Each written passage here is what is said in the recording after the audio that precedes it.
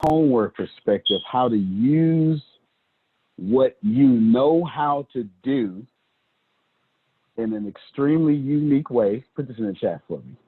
What you know how to do in an extremely unique way that gets you a lot of engagements. Law likes that. Okay. That makes you one of the best around. Everybody got that? And keeps you, don't be humble, keeps people knocking at your door to speak. All those things. Is that in the chat? Or are you doing it all at once? Now, just, you do the best you can. I made that up as I went along, okay? I made that up. How many of you can tell I was making it up off the top of my head? I'm making it up off the top of my head, right? But it's facts, though. It's figgity facts. So I'm about to do something that I haven't done in about 8 years. And actually, I did it once in between for a few seconds. And so you're going to actually need that one. Okay. Yeah, you're going to need that one. How do you want to need that one? I don't know. We'll figure it. Let's go with... is there another phone on the phones being used? Let's see. It should pick me up. It should pick me up. Yeah. It should pick me up. All right. Y'all's gonna do something. Now, before we get there, I'm about to do something extremely dangerous, Cameron, because I'm about to do something I haven't done I didn't tell you exactly. I haven't done since 2012. So what is that? 7 years? We'll do something I haven't done since 2012. 2012. Easter. No, 2013. 2013 Easter. So Easter 2013. And never do what I'm going to do, Vastine, okay? Then I literally stepped away, went inside my brain, and attempted to remember something that I haven't thought about in 7 years. Don't ever do this, okay? But it's going to be good teaching purposes. So let's see. What am I talking about? How many of you are extremely unique in your speaking? I need to know that. Who?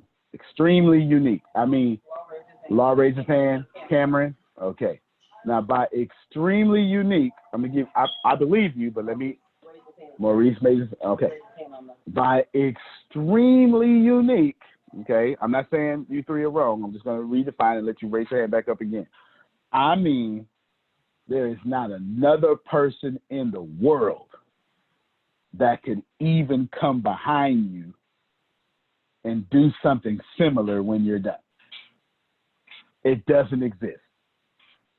Now, how many of you are in that version of extremely unique? Okay, Cameron still raised his hand. Vaccine raised his hand? No, but I need it. You need Vaccine to raise his hand. Okay, you need Vaccine to raise his hand. Phil Sorrentino raised his hand. We're going to raise Law hands and his dreads. Okay, we're going to do all that. And the more unique you are, yes, honey, yes, okay. The more unique you are is the more things are profitable for you, okay? I can't stress this enough.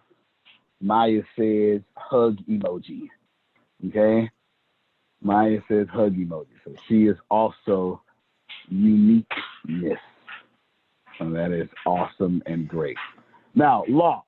Actually, let me use Vaccine. Vaccine, why would I stress uniqueness? It sets you apart from the pack. It makes, if I can use like in a sense of a metaphor, it's the difference between being a Rolls Royce and a Chevy Nova. You know, it's there's something about your personality. There's something about who you are as a person. You're not better. You just stand out in a crowd. There's something, it's mysterious. I'm not one to applaud myself very much on anything, so it's sort of a tough question for me. But I would assume that when I've considered people that are unique, they're standalone. They're just something. If you could figure them out, they'd be like everybody else. So there's beyond description in a sense. Me. Okay, I can agree with all that. I've got no problem with that. Cameron, why would I stress being unique? Now, this time I'm going to give you more than I gave Vastine about being called over and over, being paid, et cetera, et cetera. What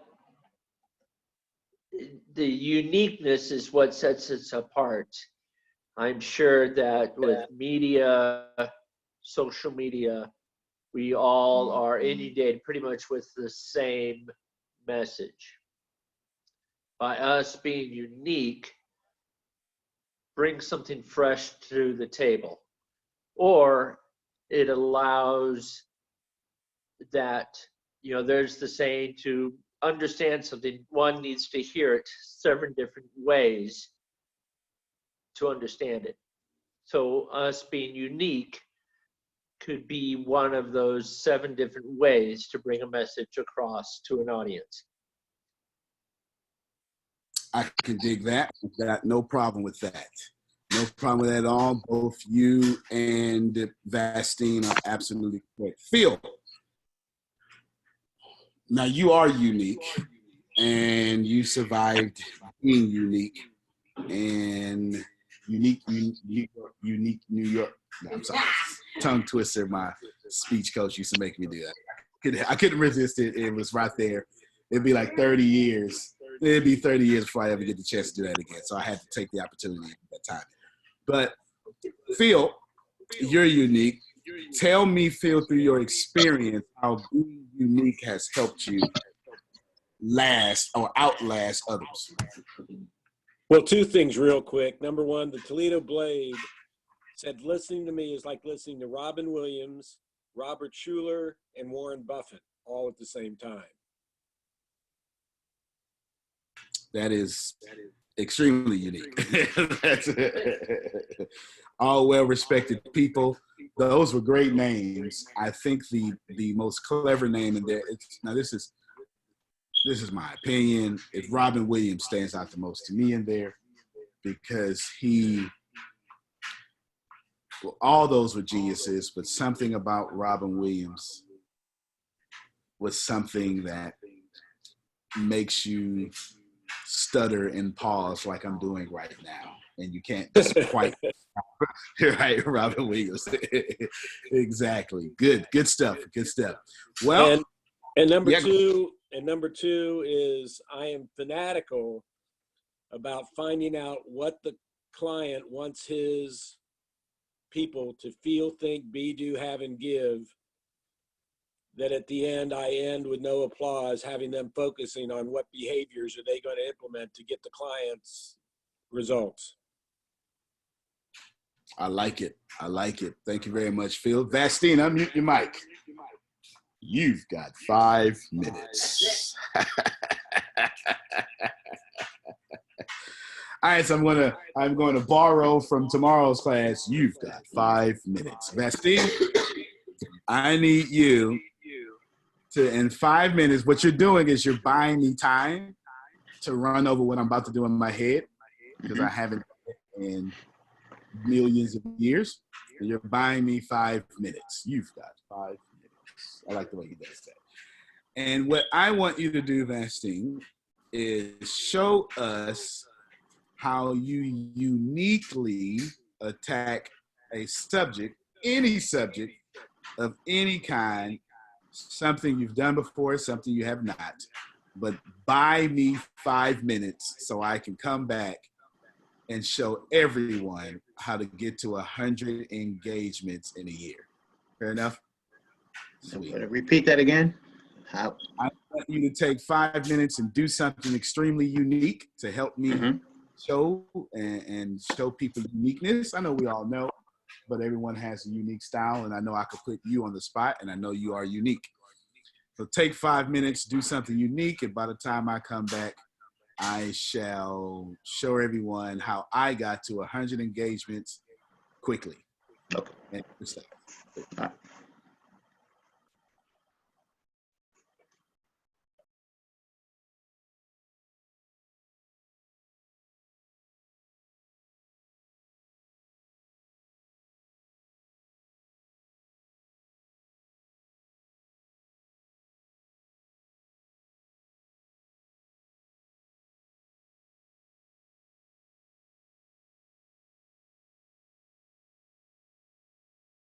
So, Mr. Vastine, the floor is yours. Oh, okay.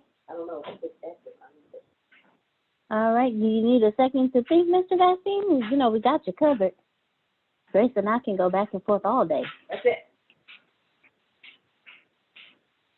Okay, so law says uniqueness makes you marketable, followable, and desirable. Yes, it does. Yes, it does. Law is unique. Vastine is unique. I've had the opportunity of hearing both of their keynotes. They definitely do have a way of presenting themselves. Makes you in demand. Yes, it does. Yes, it does. Because the audience wants something that keeps, when you are marketable, when you are unique, you're marketable, followable, desirable, you're in demand because people actually want to hear what you have to say. You keep their attention. So, yeah, I completely agree with both of you on that. Definitely agree. Oh, right. And I've actually heard, if you go listen to Phil has some trainings that he has online, and when you go and you sit down and you listen to those, you actually hear his uniqueness in those trainings. So I do definitely recommend that one. Hello, Mr. John Calloway. Thank you for joining us this evening. Ms. Tiffany Williams, thank you for joining us as well. It's so awesome to see everyone this evening. So she may not believe this to be true, but I think Grace Sandals has a very unique speaking. She is very unique in her speaking. Seeing that she was a teacher for 11 years, to me, she really does. She breaks it down to your understanding. Like when she literally teaches adults just how she would teach her children, and to me that's unique because we always speak to adults like every single person understands everything you're saying at every single moment. Okay, so Ms. Susan, I see your mic is unmuted, and then after Ms. Susan Law, the floor will be yours as well. I think part of being unique is being memorable. They remember what you say. They remember the quotes, and it could be years later that they continue to remember, and then they implement the ideas. All right. Thank you very much for that. Definitely, Ms. Susan. Thank you very much. And then before Law goes, Mr. Maurice said it keeps the attention of the listeners, since 8 minutes is all you have to keep a person's attention. Yes. All right. And then Law, your hand is up. You have the floor.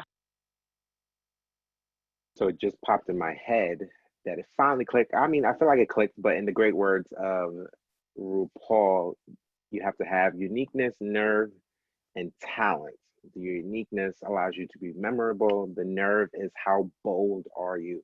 And the talent, well, you got to stand by it and showcase it. So that's what hit me when you said that. All right. Well, thank you so very much. Excuse me. Thank you so very much, everybody. So, Mr. Vastine East, are you ready? I know Antonio asked you a question. All right, and the floor is now yours. I have not done 1,000 more, and yet I feel few come within the compass of my curse. Those were the words uttered by a man who was about to move into eternity by way of the door of death. His name was Aaron the Moor. I believe that if we would embrace the power and the majesty, the uniqueness, the oneness, the power that William Shakespeare gave the world in his writings. I simply uttered words from Aaron the Moor from the play Titus Andronicus. Yet I fear, few come within the compass of my curse. Aaron was an incredible man. Aaron had went about at the time when the Romans had conquered much of Europe. And Aaron the Moor, being of Moorish background, he was a Moor. And he was so vengeful, he was so incredibly violent in his way of dealing with the Roman occupation of Italy. He went about at the time when Roman soldiers would die, Roman magistrates, the powerful people of Rome. He would actually dig them up from their graves and set their bodies at the door of their homes. This is how wicked, this is how vengeful, this was how courageous Aaron was. And when I think about a man who lived such a life, when I think about the pain and the agony that he caused even those who were grieving over their dead loved ones, he went about to say that even if you were to compare his life to anyone else, there was no compass, there was no map, nothing could compare to him. And so it is when I think about what this man was, when I think about William Shakespeare, when I think about the efforts that our young people are trying to achieve in a world today, in the midst of dealing with bullies and on the job, those of us who are adults, we deal with the rankers and we deal with all the pressures of the world. I think about Aaron the Moor. I think about how he fought back, but he did it in such a way that was memorable and yet so heinous. We don't have to go that route. We can go the route of wise men. We can go the route of men who, like Marcus, once the emperor of Rome, where he talked about the uniqueness of the human mind, where he talked about, so a man thinketh, so is he. Aaron the Moor took the path of whatever he thought, he tried to live it, and he caused much pain in the world. And as we're trying to embrace a renaissance, which is close to my heart, I believe as I think about Marcus, the great emperor of Rome, where he talked about the uniqueness of having a vision of yourself in a secular way. But I'm reminded by another man, Solomon, who spoke those same words, but in a context that was directed and given by the Almighty himself. So a man thinketh, so is he. And as we're trying to help the world and give the world things that can help humanity, do you want to take the path of Aaron the Moor? Do you want to take the path of Marcus? Do you want to take the path of Solomon himself? And I believe as I'm speaking to this group tonight, as we're wrestling with issues that we're trying to keep our corporations together, we're trying to keep our homes together, we're doing our very best. But it all starts in a personal corner of our minds. It all starts with each of us embracing those things that are pertinent to us as a human being. So a man thinketh, so is he. History will never tell us what William Shakespeare saw as he described and built this character in his play, Titus Andronicus. But he gave us a glimpse and a hint of what it's like when a man goes to the level to dig up a dead man and set his body at the door of the home he once lived. I am compelled to believe that as those of us who are trying for the betterment of humanity, trying to help people overcome their weaknesses, overcome those things that hurt and have caused great pain, rather than trying to tell people what the wrongs were, but to ask them to go deep into their own minds, into the history of their very lives, and ask them. I implore that we ask them to go back and search and find out what it was that causes them, that has caused them to take paths of self-destruction. I want our young children, as well as the old, to visit their past in a questioning way. And that because when we develop a mindset, so a man thinketh, so is he. I'm not so interested in people flying off to other planets, but I'm concerned about those of us who will take that journey and fly deep within our own minds, to take that journey, to become an alien to yourself, to find yourself, seeing yourself that you've never seen before, and realizing that you have now come face to face with the alien within yourself, an alien of good. So unlike Aaron the Moor, who took it upon himself to take vengeance on the dead, I encourage each of us, each of you, to take the courage to go deep inside of your minds and your hearts, your very being, and challenge life, not the dead. That is my thought. That is my hope, that each of us will better ourselves, to give ourselves the benefit of the doubt, to give ourselves the chance to finally come to terms with the things that are ailing our society. So a man thinketh, so is he. If you are good, live the good. If you are kind, be kind. If you are forgiving, be forgiving, but let it come from your heart.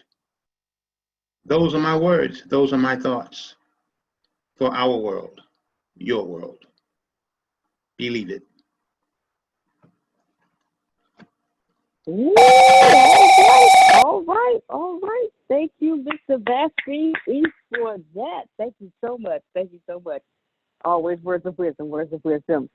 Ladies and gentlemen, I have a special treat in store for you this evening. This gentleman has been professionally speaking since the age of 16 years old and has been perfecting his craft ever since. And he has loved professionally speaking so much that he decided he wanted to create a bureau of dominant speakers for other speakers who wanted to perfect their craft and to get paid what they're worth and what they deserve so they can go out, empower, educate, and enlighten people. This gentleman hailed from Galveston, Texas. I always call him the man, the myth, the legend. But this gentleman will be doing a poem tonight entitled A Mother's Prayer. Ladies and gentlemen, I introduce to you Mr. Antonio T. Smith, Jr. By your standards, there is nothing about me that screams out success. Since I don't ride around in a fancy car, have a bank account in it with 2 or 3 commas, the opinion you keep of me, yeah, that's much less than what I deserve. Since you believe I'm new to this whole Christian thing, you don't hang on to my every word. You just rather base your opinions on what I used to be instead of how the Lord is using me. So I just stay humble and never utter a word. But I am man enough to admit that some of the things you heard about me, James, is probably true. I have been to jail a couple of times, and I don't even know what my parents is, but I'm living proof of what my God can do. You see, I've been on my own since I was 6, and by the time that I was 8, I've seen more things with these eyes than you seen when you were 28. And that kind of made me make a couple of bad decisions, some of which I still suffer from the consequences today. You see, I tried to be an island like God designed me to be, Honolulu. And when the world had counted me out as another black cause, the Lord looked down on my situation and said, Antonio, don't give up. I'm going to use you. I have a specific reason why I'm keeping you in the middle of all your pain, because I need one mother child to see that you are somebody that can rise after being slain. They will look at your life and realize the greatness of the one true living Lord. And you may feel like your life is all alone and all unfair, but you are wrong like the prophet Elijah once before, because I'm your God. And I can hear every last one of your prayers, and I can feel all the pain that you think, and I know that you believe that your life was not fair, but you will be my weeping reverend light. Jeremiah was my weeping prophet. And all those mothers that are crying for you and praying for you, I call them like 8-ball in the corner pocket, so stop whining and do it some more, because I need your life to be an example. I need your life to be a testimony that sometimes I throw dirt on my children just so people can see that some dirt looks good when it's trampled. Sometimes I throw dirt on my children so a mother's prayer can wipe them clean. And your life will be an example that all of God's children shall lean and depend on me. As a matter of fact, I'm the Alpha and Omega. I am the beginning and the end. And your life would be a testimony that all children should just come on in. They can be like a lawyer in a courthouse or a writer giving birth to a dissertation. You can even be the president of the United States or speaking sold out seminars like motivation. You're going to be my saved sinner, helping to save sinners. That's why I gave you all that hell down here. I brought you to it so you can have your testimony. Now use it for good down there. A mother prayed for me. Thank you.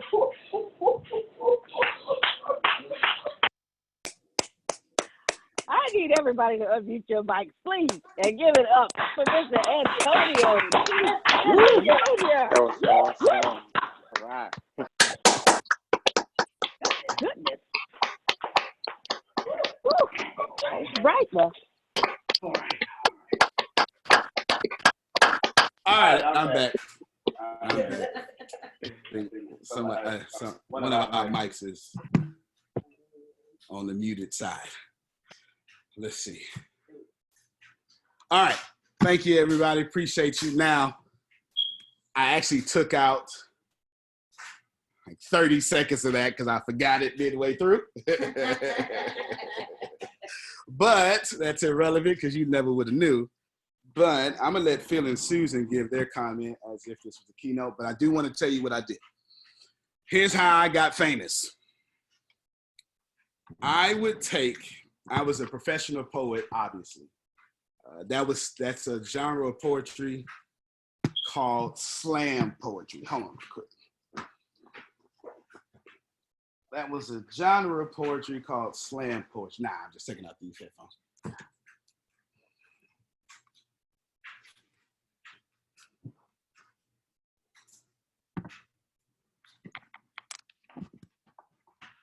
All right, that should be much better. Was it right? Much better? Okay, yeah. That was a genre of poetry called slam poetry. Now, I'm not great or nothing like that. Here's what I did, Law. I'm in the Bible Belt, obviously.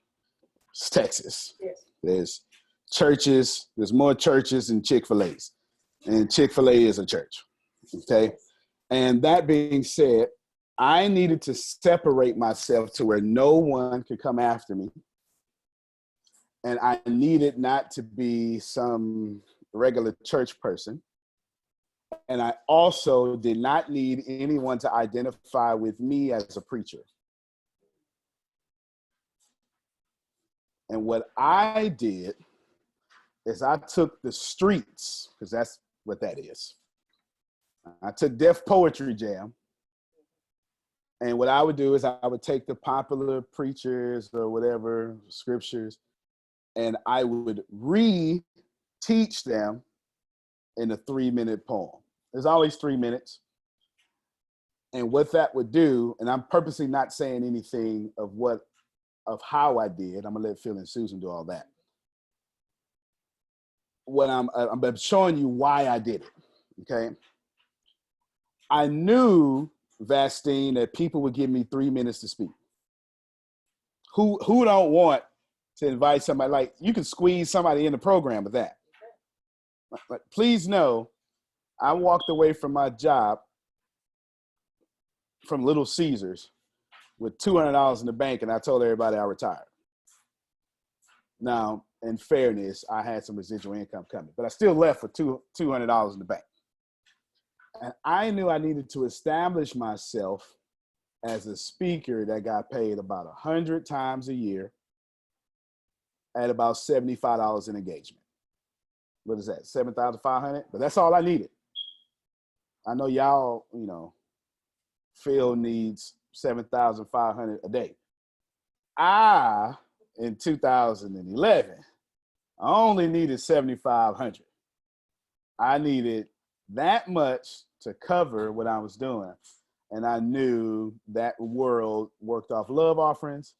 And I knew if I could just get to $75, I could make it. And in my first year in establishing myself as a speaker in this area, because I come from Austin Slam Team and stuff, right? In this area, I knew I had to do this. Last couple of things I'll say. And it worked. And since 2008, specifically December 2008, I've spoken over 100 times a year since then. I've never spoken less than 100 times a year. Now, I haven't done that since 2012 because I did it so regularly and so they said so well. I almost typecast myself, Vince. Okay. Get that young man that come over there that do that hippity hop stuff he do. Come talk to my kids, right? It's not what I was at all, right? But you got to do what you got to do to get on. And that's, when you're from the streets like me, I don't even need an introduction. Just crack the door. Let me get my toes in. I'll talk my way to the rest of my foot and my ankle getting in there. I just need you to open the door a little bit. And if you don't want to open the door, just show me where the door at, and I'll stand outside with a candle and some mosquito spray until somebody walk out. You understand? That's just my, my thing. So anyway, I'll be quiet. Hopefully you learned something that, that's incredibly unique. That's not the most unique. There are plenty of people that can do what I do, but I was the first to do it down here. Okay. I call it gangster music. All right. So Phil, Susan, have your way. I'll step out your way and y'all can say whatever you want to say. Wow. I wasn't even listening to that to critique it. It wasn't even in my mind that that's what I would be doing. I fell in love with you right there. It was so heartfelt and unique and memorable. Your enthusiasm, believability, your story had me just so emotional. And then, your body language, your everything about it, it was just perfection from start to end. The pauses, your voice. And you did all that in what, 3 minutes? Yes, ma'am. I'm still like almost speechless. That's one you never forget. Thank you very much. Oh. Thank you. Thank Well you very much. Well done. Good and faithful. Yeah. Yes, sir. You're asking two white people to and on your gangster rap. What's that all about? Fair enough. No, I mean, I need to watch it again just to pick out all the good stuff. You had voice variety. You were fast, you were loud, you were quiet, you paused. You told us at the beginning a mother's prayer. You told us what we were going to talk about. You had some great body language. You moved around the room. You had a tendency to look too much to your right. You didn't look much to your left. That's one thing I would have thought. You had enthusiasm. You had passion. You challenged us as individuals. You weren't egotistical. You weren't talking about yourself other than just to let people know who was in front of you. You know, what do you have? What do you get? And why should I listen? Absolutely incredible, brother. I love to hear it and would like to hear more. And that's the litmus test on whether you're good or not. Do the people listening to you want to hear more?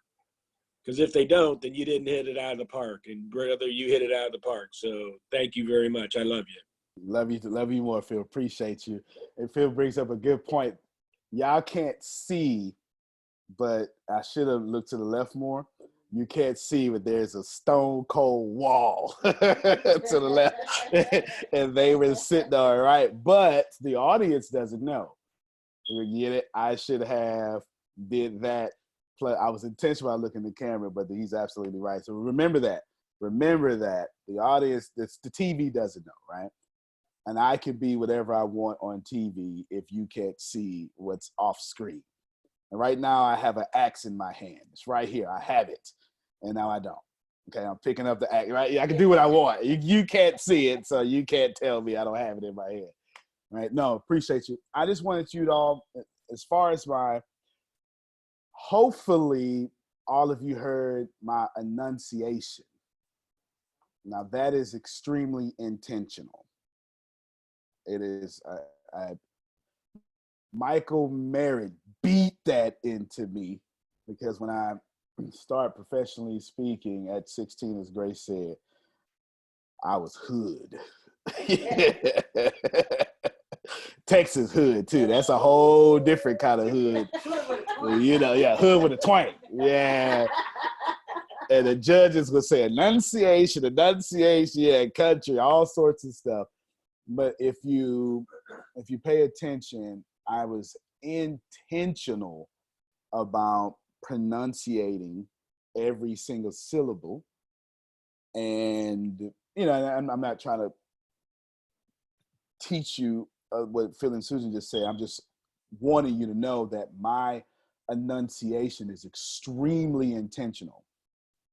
And there are times when, did y'all hear any ums and so's, right? No ums, no so's.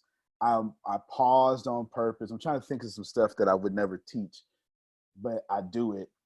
It's not that I don't want to teach it, I just don't think to teach it. Like, notice that I didn't go, hey everybody, I'm Antonio, and right? I understand that however I begin is how the audience is going to journey with me.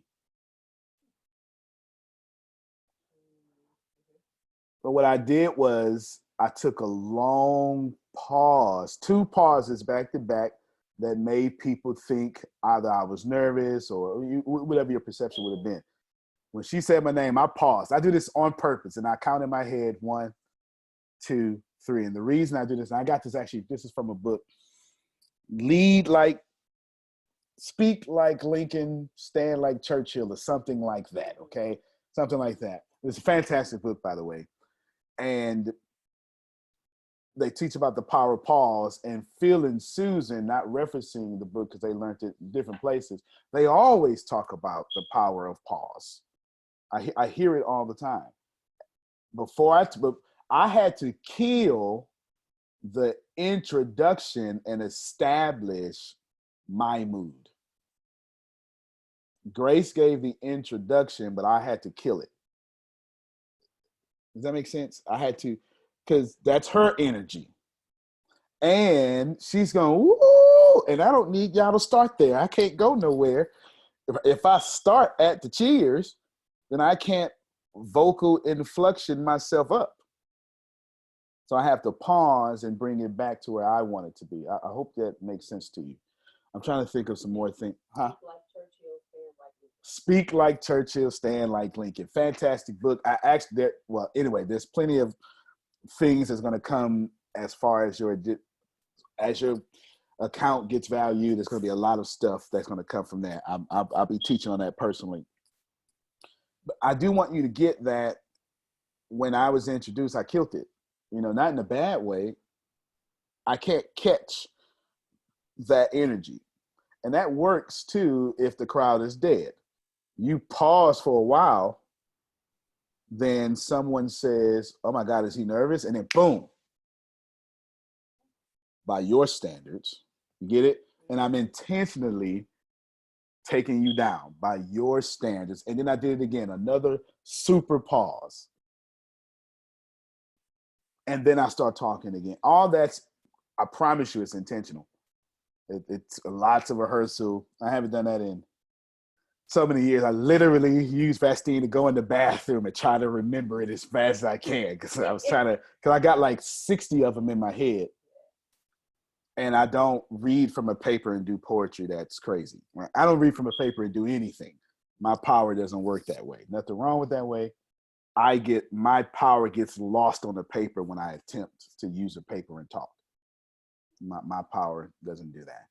But if I did it again, I would do it over and over, same thing, kind of same pauses. Law and Susan and Phil mentioned body language. All the body language is intentional, but for a different reason. That kind of, firstly, that was my story. I took my story, real deal facts, put it in a bunch of scriptures, and I used Elijah and Jeremiah. And those were real deal, 7,000 mothers praying for you. That's actually a text. But anyone, you don't have to know, but there was a lot of hidden things in there because I wanted to have an opportunity to speak again. And I needed to I didn't need to be entertaining without being valuable. I'm trying to think of some other stuff. If we're bringing it to body language.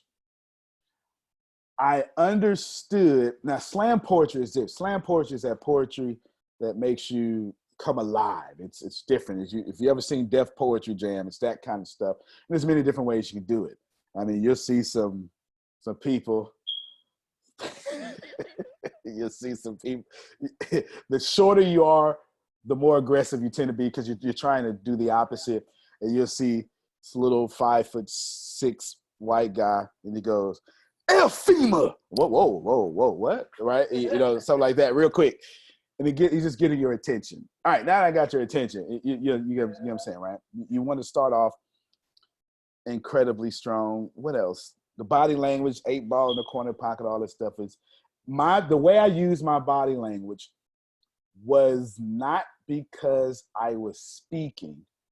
I use my body language to talk as to say all the words I was not saying while I was speaking. I hope that makes sense. Typically when we talk with our hands and I happen to be talking, so I'm moving. That's not what I was doing. My body language was finishing words for me that the poem couldn't do because it would have been too long. And every time I'm saying something that I know was a powerful metaphor or something, I acted it out with my body so you wouldn't miss what I was saying. What else? I can't think of anything. Everything else Phil and Susan said. I never thought about the memorable part that Phil just said at the end. That's actually quite facts. I never thought about that when I want you to come back. That's a litmus test. Never thought about that whatsoever. I'm not sure why, but yes, please come back. I want you to come back to my podcast, please.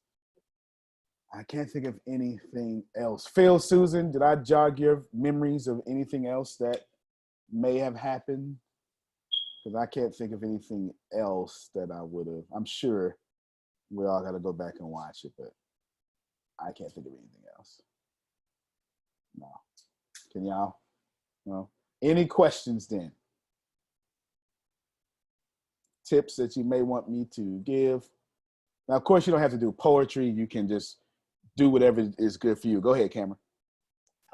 So Phil had made the comment about having two white guys give a observation of your slam poetry. One common denominator, though, in your body language was the use of your hands in giving us the description of a number. You could have said the number 5 and just left it at that. However, you said the number 6, and then you said the number 8. That made a huge impact in being able to get that impression onto my brain. That was really good. I forgot.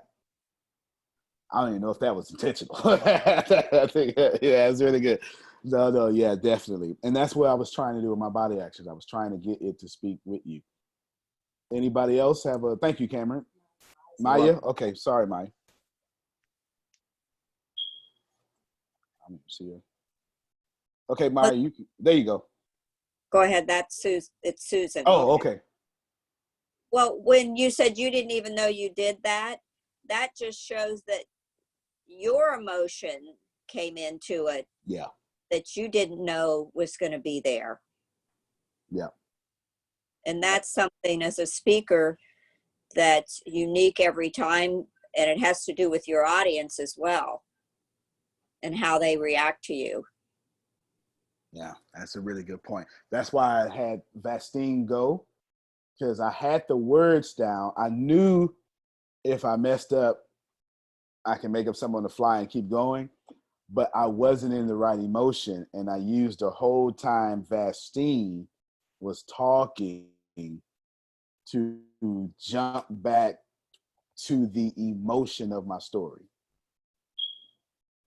None of that was into, while the intellectual stuff was rehearsed, that is not, I did not want to show my intellect. I wanted you to feel me. Period. And I want you to feel my pain. But I think Phil hit the nail on the head, but I didn't want to be a victim. And that's really hard to do. It's hard to talk about you without making you sound like a victim or someone so special that Mars is, revolving around you and the laws of physics are so bad that you had the worst childhood ever. Right? We lose trust for that speaker. Okay, Deanna's telling me Maya and then Anthony Mitchell.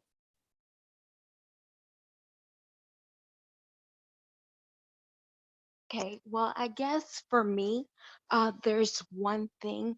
I don't really have, I guess, a lot of body language only because, I'm kind of still a lot only because of the fact that, I can't move as much as I would like to.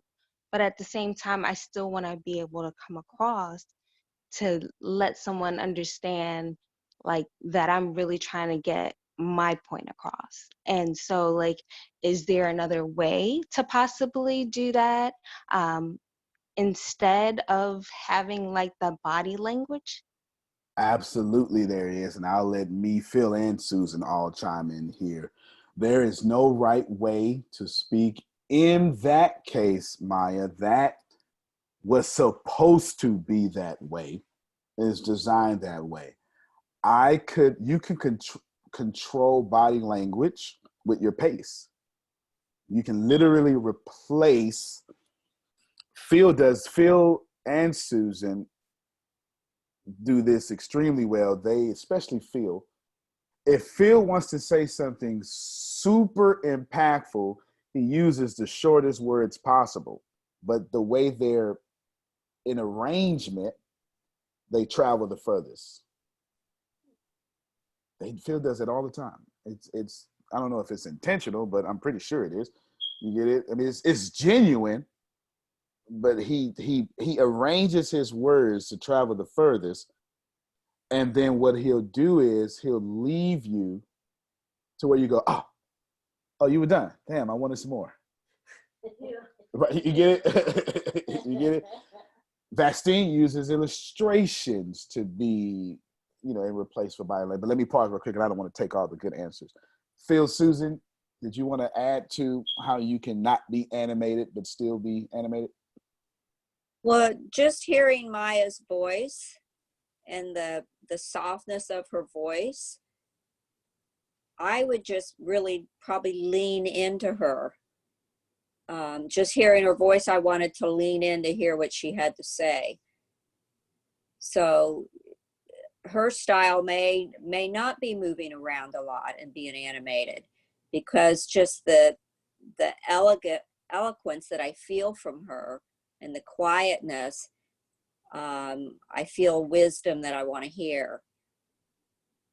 So I wouldn't worry about that if I were her. Be unique. Good stuff. Yeah, the only thing I have to go on is her picture, and I would suggest use her eyes and her smile, because that can be as engaging as her body language. It's true. My eyes are one of my gifts, and people have told me my whole life they are. So that's why when I'm giving a speech, I make sure I get eye contact with everybody in the room, even the people in the back. In my mind, I perceive that I'm connecting in their eyes, and they pick that up. So I would use your eyes and your smile.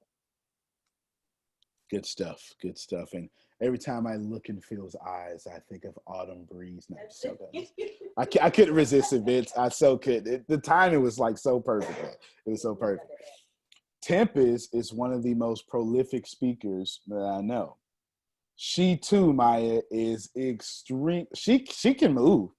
She just doesn't want to. Like she doesn't. She doesn't want to. Tempest can slay a room and never move her right foot. Never move her right foot. Shoulders won't move, and everyone would be in tears when she is done.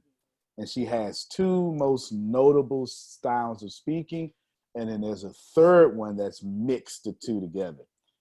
She can get you with the soft voice, then she can get you with the soft, you gonna get your stuff together voice, which is a whole lot different, and then she can merge the two together, which I'm not even sure how she does that, but she leads with her empathy.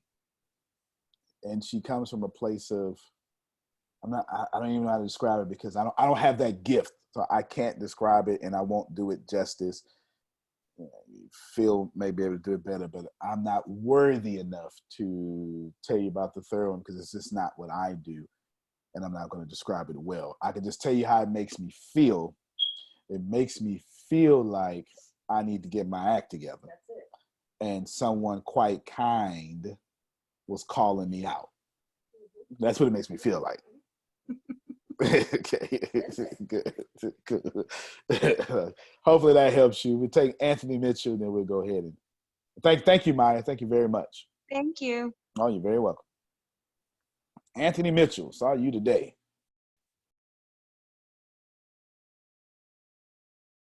When it comes to the body language,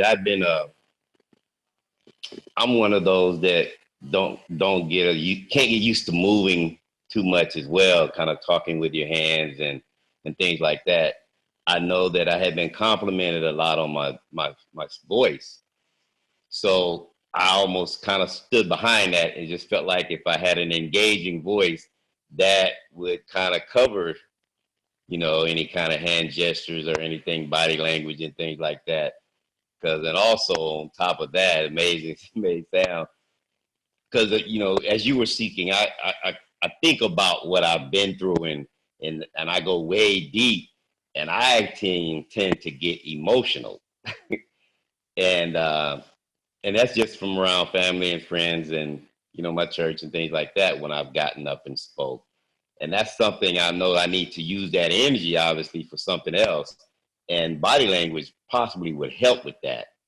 So my question, instead of standing behind my voice and expecting that to totally engage my audience, should I be accepting of that, or that make any sense? Brother, I'm going to always tell you to be yourself.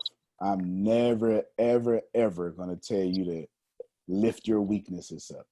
I think that is the stupidest thing on planet Earth. I want you to think of this as some people are spoons and some people are knives. I'm more of a knife. Tempest is more of a spoon. And equally, both utensils are equally important. A spoon has its place in a bowl of cereal. Period. You cannot put a knife in a bowl of cereal and expect a good result. Right. Just doesn't belong there. And what the world has done, especially, actually no, both Eastern and Western hemispheres, is we've told you, Anthony, or let me use me, Antonio, you're a knife.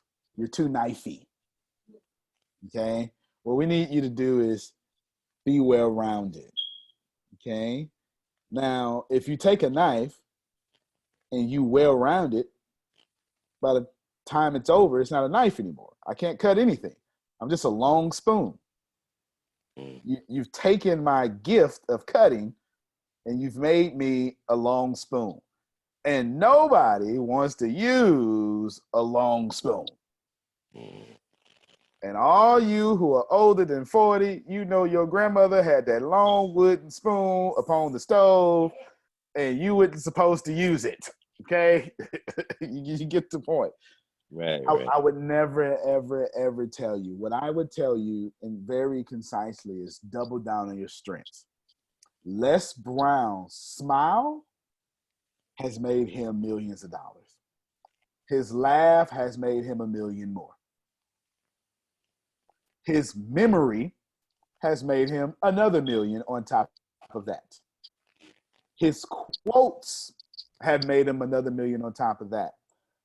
And his blackness in the 70s is what made him unique. And his beard gave him all the rest of the money. Can you imagine Les Brown with no beard? You get it? Right. Now, while this seems like I'm tripping, Les Brown with no beard, no laugh, no stories. He's not Les Brown. He's absolutely not Les Brown. Like, do not be Jerry Seinfeld and then stop being Jerry Seinfeld because people want you to be Cat Williams. You get what I'm saying? Right. I really hope that helps you because Joel Osteen does not care about not being Joel Osteen. He's just going to be Joe. And because of that, the law of attraction responds to him and a 43,000 member church in front of him, plus millions around the world. You get what I'm saying? Right. Yeah. My charisma is my strength. Now, I can shape my charisma in multiple different ways. That's what I would suggest you do. Today, my charisma came off as poetic emotion. You copying what I'm saying? Right. On class Thursday, my charisma would come off with, I'm right, they wrong, follow me out of poverty. This is exactly what it's going to come off. I'm just telling you.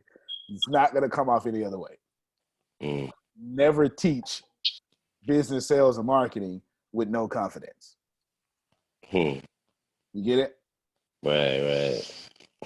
Phil, well, let me not speak for Phil. Phil, what are your strengths? And how do you double down on your strengths?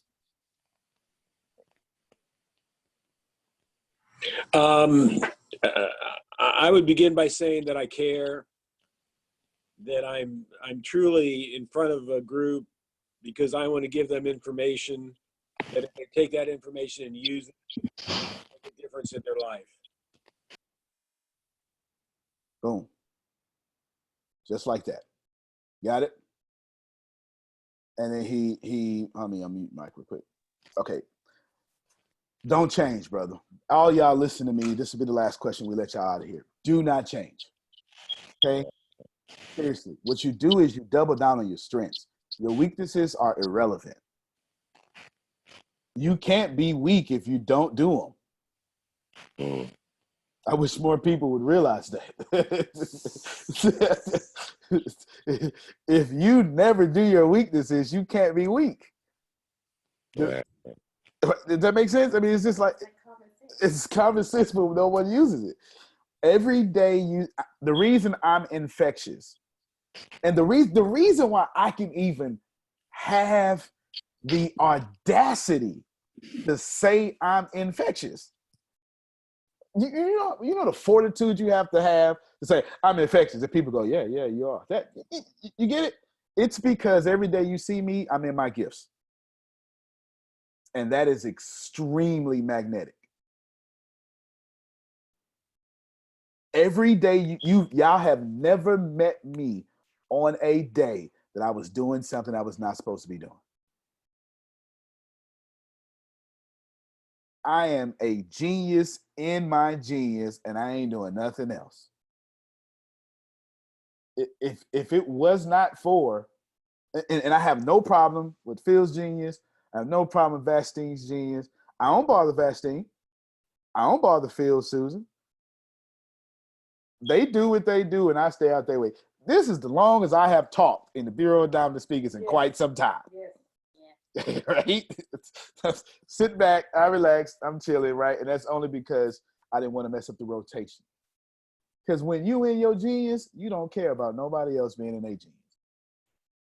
It don't bother me whatsoever. So double down on your genius. If y'all concentrate on your genius, you can never be weak. In order for your weaknesses can exist is to have to agree with them or give them power. That's what Maurice just said. Muhammad, right? Law had a question. Go ahead, Law. We'll take it real quick. Oh, you put it in the chat. Well, you can ask it on. I'm more of an audible. Okay. I'm audible. Law asked, how do you figure out your strengths? I have an answer, and again, I'll let Phil and Susan chime in here because I think I don't want to give there's three experts here, right? At least on this day. When you burn on fire for something and you actually get results in that thing, that's your gifts. That's my answer. But I'm a simple guy. Remember, I'm practical. If I do theoretical math excellently, this is why I do so well at business systems. This is why I was able to stand in a room in 3 different cities yesterday. I don't even remember. Yesterday. Jesus. Yesterday, 4 flights, 3 cities, and tell people what the heck I wanted. Literally. This is what I want. This is how it's going to be. This is what it's going to be. And what you think. I asked what you think because I understood they had no choice but to think what I wanted in my gift. And then when it got time to their gift, I literally said, and there's witness to this, man, I'm out your way. I literally told them, I don't care what you do. I just need you to do it so I can go do what I do. Because I understand that my strengths are mine. My strengths, when I get fantastic results, I'm going to keep doing that, Law. I'm probably not going to be a swimmer.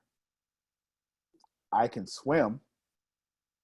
For one, I'm not shaving, all that body hair stuff. That ain't happening. That's number 1.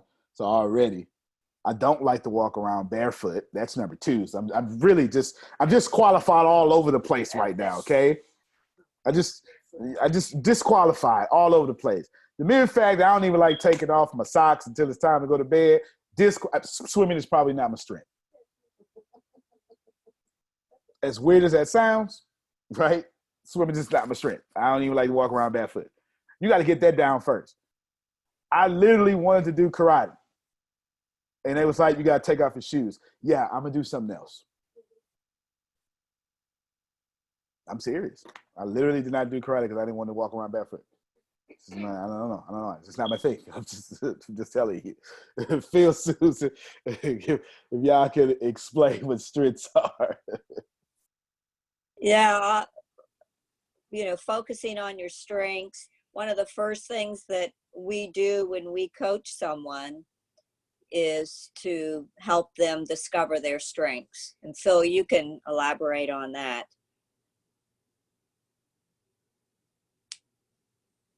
Yeah, there's a couple assessments out there that we use with people that determine, where their gifts are and then where they can place those gifts and how those gifts brought together with their other gifts, then they can leverage it and take something to the next level. And the marketplace will tell you your strengths.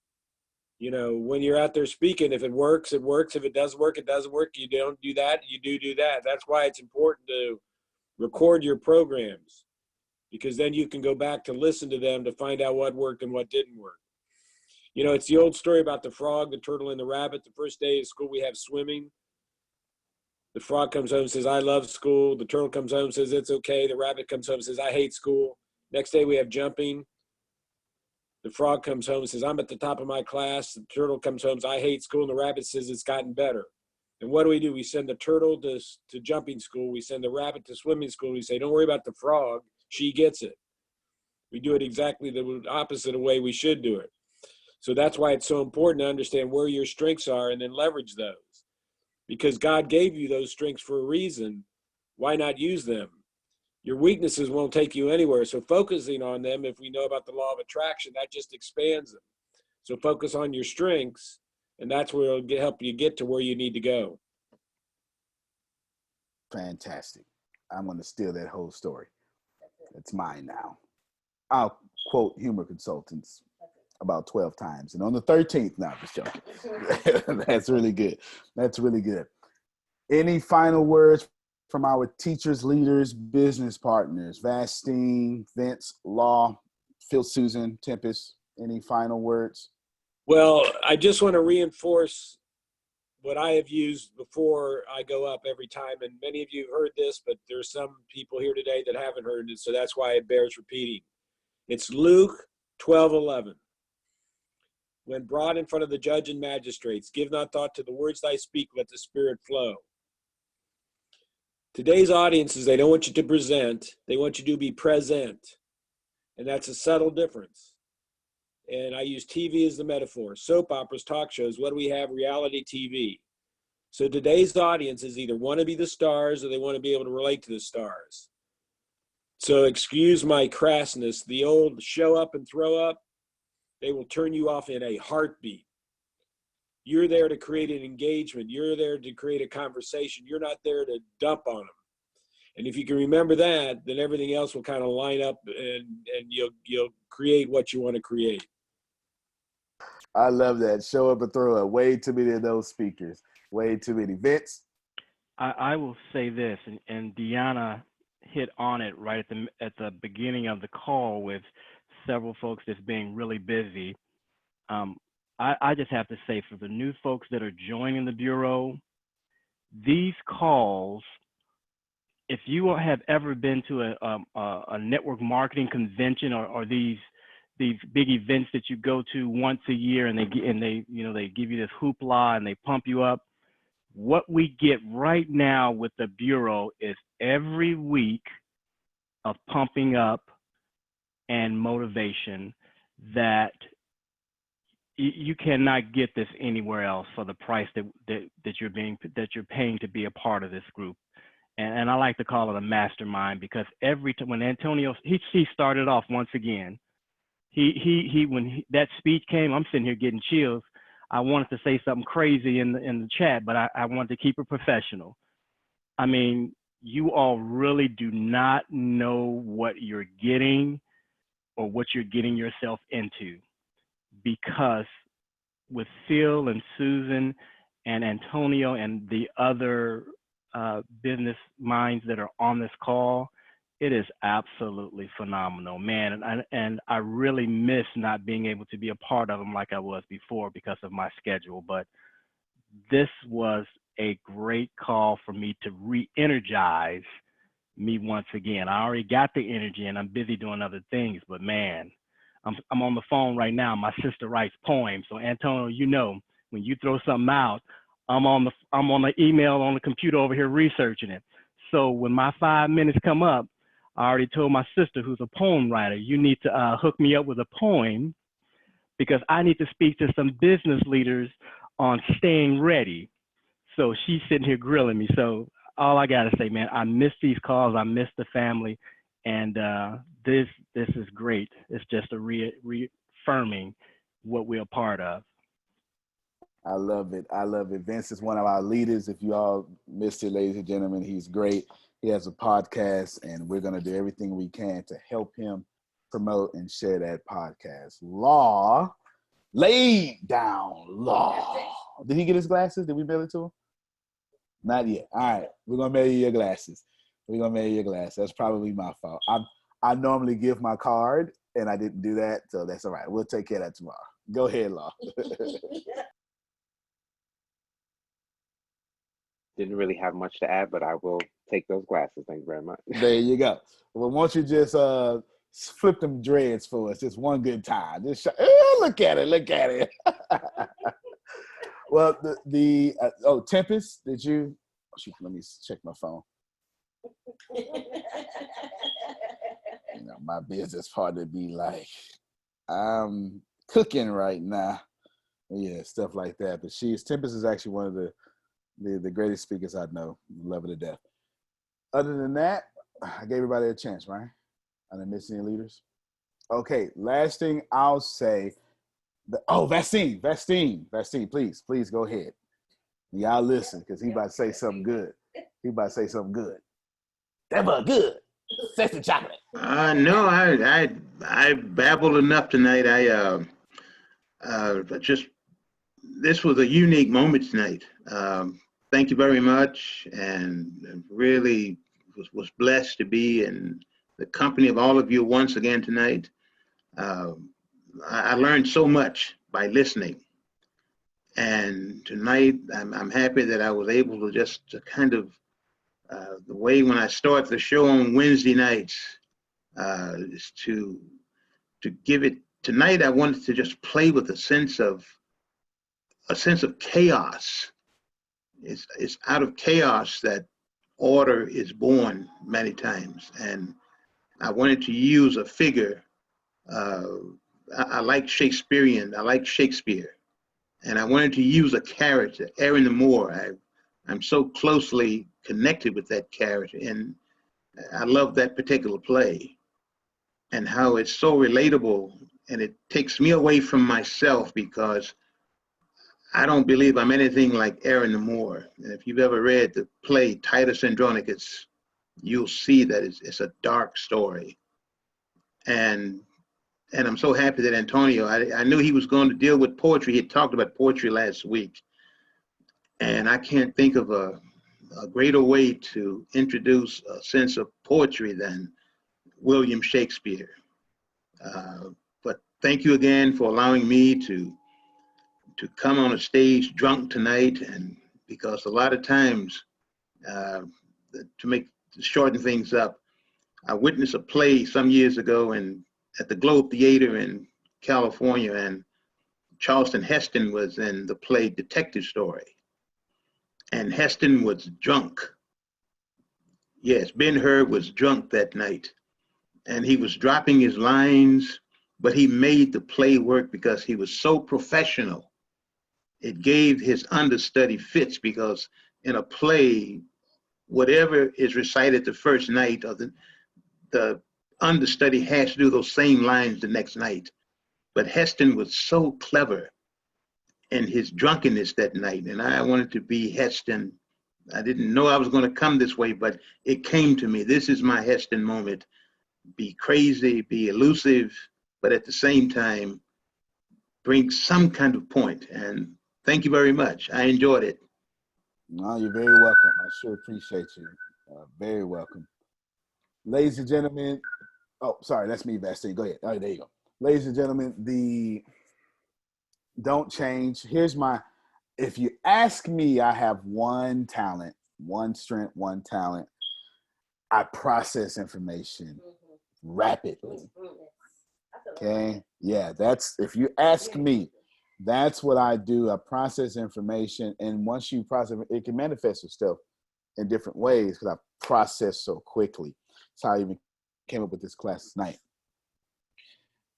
And since I process so quickly, here's how that manifests into my core strength of who I am and why we are successful and why the Bureau is about to hit a year strong. If not, because I remember first class with Lauren Jerome and I had a Christmas tree behind me. I remember that. So I know it's coming.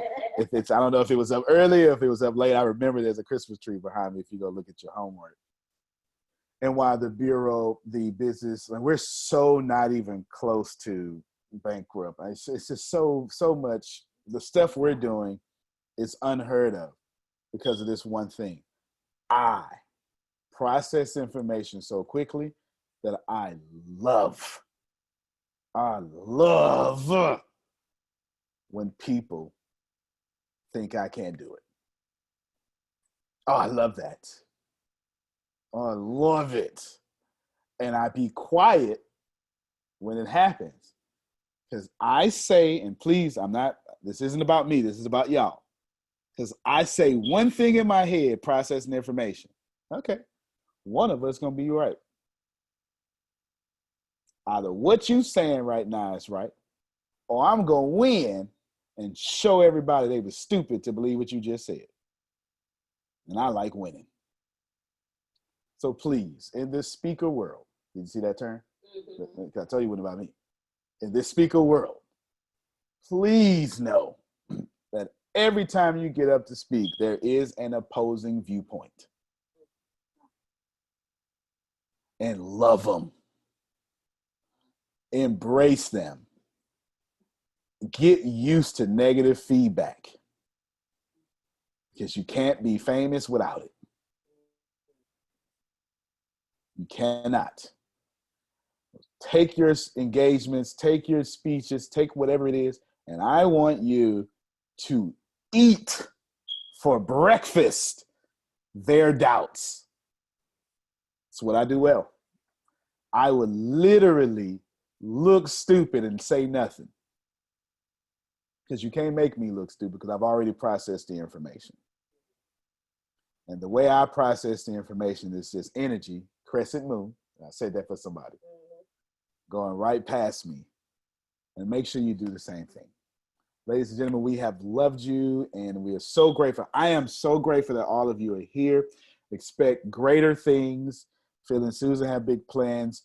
If all you original people, your certifications are going out, my holdup right now is I want Phil and Susan to sign them.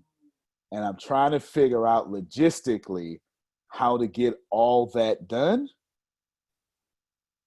Period. I had other stuff to say, but that's the holdup right now, how to get all that done. But we will. Just put it in the mail, man. Put it in the mail. Put it in the mail. Maybe we'll do that. What's up, man? What's up, John Calloway? You doing Good to all be right? back. Yeah, man. Just going through some, life challenges, being humble, and learning some more things in life. So, I'm finally, back in there. I'm out here at work. That's why you hear all the noise in the back. Oh, ain't no worries. So, I had to get back to the fam. I ain't forgot about nobody. So I'm back. Appreciate you, man. If y'all don't know John Calloway, I'll say this in my closing remarks. He got the biggest biceps of all the Bureau. All he does is eat Cheerios and do push-ups on commercial breaks. That's all he does, Cameron. He just is commercial. He does 50 push-ups and he goes back. And every time there's a commercial on TV, he drives and do push-ups at the same time. I don't know how he does it. Anyway, Antonio T. Smith Jr., you can play better. You can dominate. Thank you, everybody. Thank you for being here. We love you. See you tomorrow.